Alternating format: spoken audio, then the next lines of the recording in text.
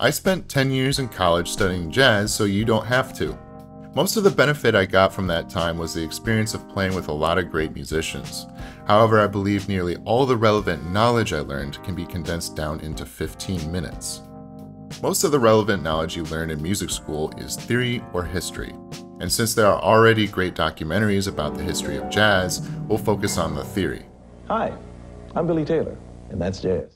So let's start with the basics, and by the end, we'll dive into advanced concepts. Check out the timestamps for specific topics. The major scale, where does it come from? Well, it kind of comes from the harmonic series. The harmonic series is a mathematical pattern of frequencies that shows up in most resonant sounds. If I play an F1, the second harmonic is F2, double the frequency of the first harmonic, aka the fundamental.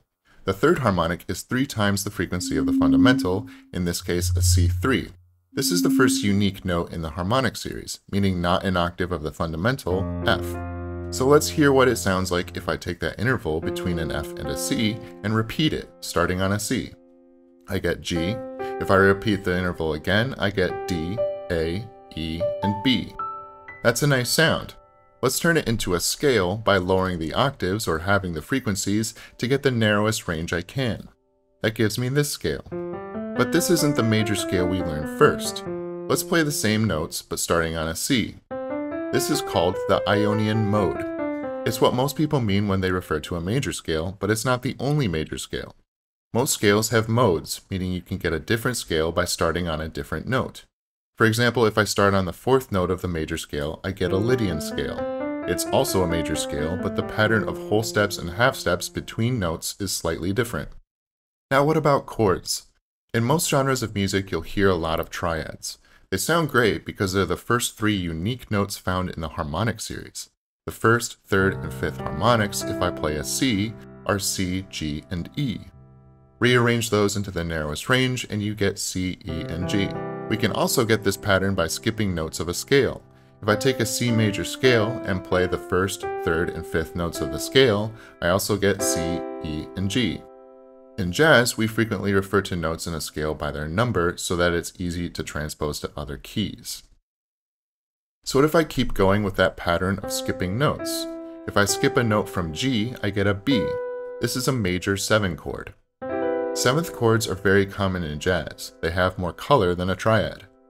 But why stop at the 7th? Let's continue skipping up and adding notes. We can add the 9, the 11, and the 13. These extra notes are often called chord extensions. Whoa, pump the brakes. Why did you play an F sharp? That's not in C major. Well, it is and it isn't. It's not in the major scale most people know, but remember the Lydian mode? It is in the Lydian mode. C Lydian is the 4th mode of G major, and G major has an F sharp in the key. So why use Lydian? Well, listen to how the C major chord sounds with an F sharp, and listen to how it sounds with an F. F is actually more dissonant than the F sharp. This, along with the demonstration of stacking fifths to get a major scale from earlier, is why many jazz musicians say Lydian should be the parent scale for a major chord, not Ionian. Okay, so what is a parent scale? Imagine you have a set of chord changes and you want to write or improvise a melody that fits those changes. It could be pretty limiting to only play the notes in those chords. That's why we associate chords with different scales. You can figure out a scale for a chord by starting with the notes of the chord and then filling out the alphabet. So if my chord is C major 7, that's C, E, G, and B, I want to construct a scale that includes those notes, but also D, F, and A, or D flat, D sharp, F sharp, or A flat. So how do we choose? The parent scale is simply the most consonant scale I can play over a certain chord. It's a good starting place. I can play other notes, but they will clash more against the chord. You may have learned that a C minor scale is this, with an A flat. This is the 6th mode of the major scale, Aeolian. But let's compare that to the 2nd mode, Dorian. The difference is the A in Dorian and the A flat in Aeolian. The A is less dissonant than the A flat, so in jazz, the Dorian mode is the parent scale for a minor chord, unless that chord has a flat 6 or flat 13 in it. When referring to alterations to notes in a jazz chord, we'll describe thirds and sevenths as either minor or major, and everything else as flat, natural, or sharp, regardless of the key. Now let's talk about chord nomenclature. Jazz chord nomenclature is a bit weird, but it's an effective way of quickly communicating the notes in a chord. The first part of the chord symbol describes the triad. Each type of triad gets its own name: major, minor, suspended, diminished, and augmented. These all mean major. These all mean minor. Suspended is abbreviated sus or sus4 and means that you replace the third with the fourth note of the scale. For example, C sus is C, F, and G. Diminished is abbreviated dim or with a circle, and augmented is abbreviated aug or with a plus. Half diminished is this diminished sign with a slash through it. If a chord has none of the above, for example if it just says C, it's assumed to be major, in this case just a major triad. So what about C7? That's C, E, G, and B flat. But why B flat and not B like in a C major scale? C7 is an example of a dominant chord because it has a major triad and a minor 7. So wouldn't that be notated C minor 7? No, because remember the part after the note name that says major or minor determines the type of triad. So C minor 7 would be this: C, E flat, G, and B flat. Here's how you figure out which notes to include in a chord. If the chord has any of the major symbols after the letter, the parent scale is the Ionian mode. If the triad is minor, the parent scale is the Dorian mode, and if there is no indication of minor or major, and there are extensions, the parent scale is the Mixolydian mode. That part frequently trips people up. This works until there are alterations to any of the extensions. For example, C major 7 sharp 11 is C, E, G, B, D, and F sharp. The chord is notated with a sharp 11 because C Ionian is the parent scale for major and does not include an F sharp. The parent scale for C major 7 sharp 11 is the Lydian mode because that scale has a sharp 11. You may have noticed that the C major 7 sharp 11 chord has a 9 in it as well as the sharp 11. We add every extension until we get to the top extension in a chord. But what if we don't want the ninth? What if we just want C, E, G, B, and F sharp? We would write C major 7 add sharp 11. The add means you add the extension without assuming all of its previous extensions. Another thing you see in jazz that can help simplify this is slash chords. An example is B flat minor over D. This simply means that you play a B flat minor chord with a D in the bass. So that chord would be D, B flat, D flat, and F. This is a nice way of simplifying notation because the way of writing that chord with the previous method is D minor major 7 sharp 5, which is a lot more information to parse, especially when sight reading music. Rarely you'll see a slash chord with a chord on the bottom, like A flat minor over C major. That's simply an A flat minor triad on top of a C major triad. We call that a bitonality. It might seem like a lot to figure out the parent scale for all these chords, but the good news is that probably at least 90% of these chords use only two scales: modes of the major scale and modes of the melodic minor scale. Melodic minor is the same as the major scale but has a minor third. Even with a one-note difference, you can get a lot of unique sounds from that scale. For example, the parent scale for a half diminished chord is the sixth mode of the melodic minor scale. The most common chords associated with modes of the melodic minor scale are half diminished, dominant sharp 11, minor major 7, and dominant sharp or flat 5, sharp 5, sometimes referred to as alt or altered for short. So what's left? Diminished and whole tone. These are simply scales that follow a recurring pattern of whole or half steps.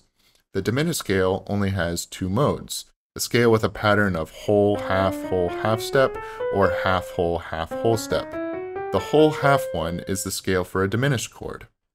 The half whole version can be played on a dominant chord with a flat 9 or sharp 9, but not a sharp 5. Then there's the whole tone scale, which is all whole steps.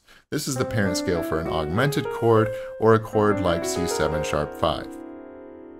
There are other scales like harmonic minor, harmonic major, and the augmented scale, but these are extremely rare. So now that we have an understanding of chords and parent scales, let's talk about some other scales. We don't have to make a scale out of every note available. For example, the pentatonic scale is a very popular sounding scale that is common in folk and pop music. Remember when I showed you how to get a major scale? We stacked fifths until we got 7 unique notes. Well, what if we stop after 5?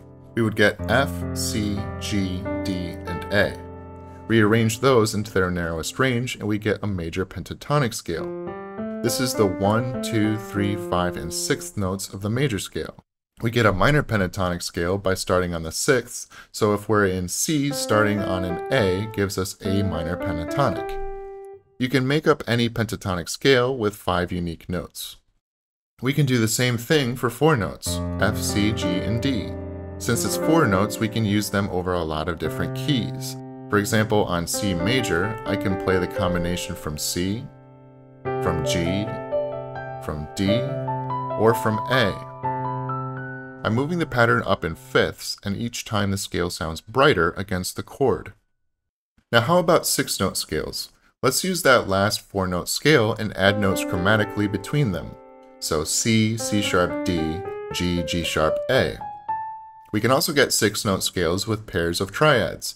For example, on a C7 sharp 11 chord, I can play a C major triad and a D major triad.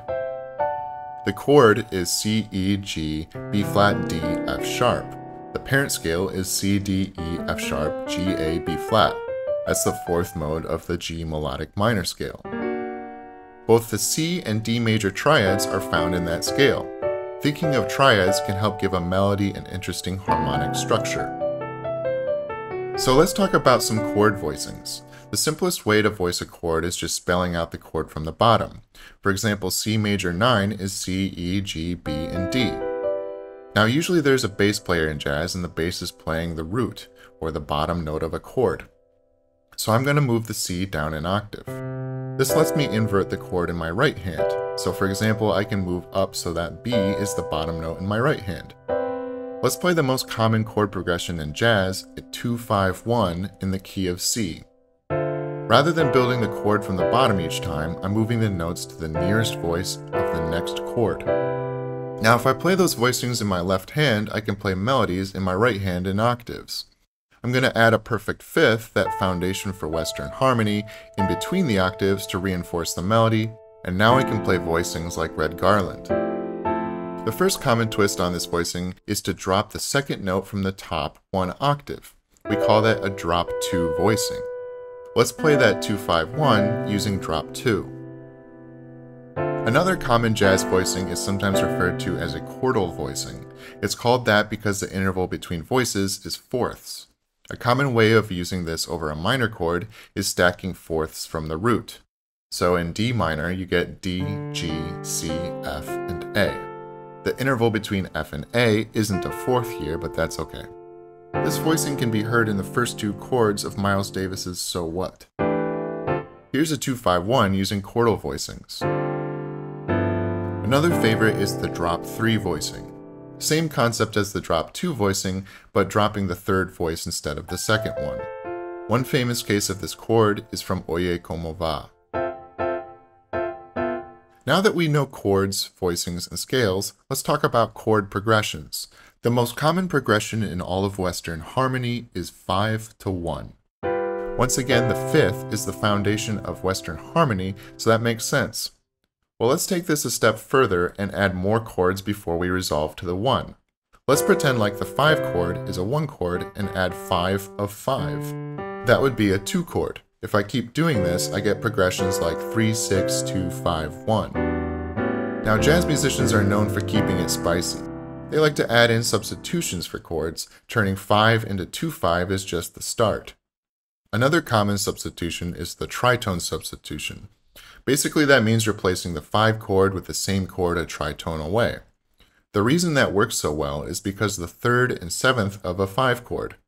If I'm playing G7 to C major, G7 has a B and an F, the 3rd and the 7th. Those notes kind of have a gravity to the 3rd and root of the C major chord. The same thing is true of a D flat 7 chord. In D flat, B is the 7th and F is the 3rd. So I can get the same gravity with a different root. Now we can pretend that D flat 7 chord is a 5 chord and turn it into a 2-5 like before. So now instead of a G7 to C major, I have A flat minor 7, D flat 7, C major. Spicy. Now let's talk about rhythm. The foundation of Western harmony is the fifth, but what if I told you it's the foundation of syncopated rhythm as well? Check this out. I have one oscillator playing a fifth above the other. You can see that the frequencies have a 2:3 ratio. This oscillator repeats 3 times in the same time that this oscillator repeats 2 times. Now listen to what happens if I lower the frequencies of the oscillators way down. Now you hear the rhythm 2/3. I can help you hear the difference between the two oscillators by filtering one of them. This 2/3 rhythm is found all over jazz, Latin American music, pop music, and any other music influenced by the rhythms of the African diaspora. One of the most simple examples is this rhythm here. 2 dotted quarter notes followed by a quarter note. This juxtaposed with straight quarter notes makes the rhythm dance a little bit. You also hear the 2:3 ratio in swing. Especially in earlier genres of swing, you hear an uneven subdivision of the beat called swing. It's not always exactly a 2:3 ratio, but then again neither is the musical fifth. The third harmonic isn't in tune with an equal tempered scale. The fifth was adjusted a couple of cents down so that if you stack 12 fifths, you get back to an octave of the starting frequency. I'm pointing this out because I think it's important to know that theory is imperfect. It's not a rule, it's an attempt at explaining why something sounds the way it does. It can help you understand music, categorize sounds in your head, and more easily communicate musical ideas to other people. I don't expect anybody to absorb all of this within 15 minutes, but I wanted to make this video as a resource. Like when the teacher lets you bring a one-page study guide into an exam and you do something like this. If you'd like to support the channel and get access to exclusive video content, please consider joining my Patreon for only $5. You'll also get access to over 100 useful presets for the free Vital synthesizer. Or if you're interested in preset packs, I left a link to those in the video description as well. I appreciate the support.